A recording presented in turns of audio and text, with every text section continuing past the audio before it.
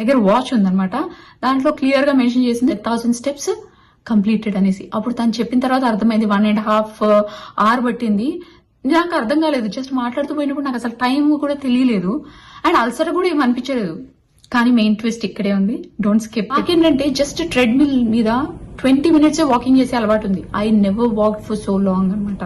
ఆ రోజు ఏంటంటే నేను ఇంటికి వచ్చేసి పడుకున్నాను. నెక్స్ట్ డే నేను అద్దంలో చూసుకొని నాకు కొంచెం ఫేస్ లో ఏంటో డల్నెస్ కనిపించింది. బయట ఇలాగే పని మీద బయటికి వెళ్ళినప్పుడు షాపింగ్ కి అక్కడ ఒక అమ్మాయి, తెలిసిన అమ్మాయి చూసి ఏంటి చిక్కినట్టు కనిపిస్తాను, ఏంటి ఫుల్ డైటింగ్ అని చెప్పేసి అడిగింది అనమాట.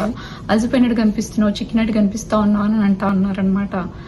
So it took nearly 6 days time for me to recover again అనమాట.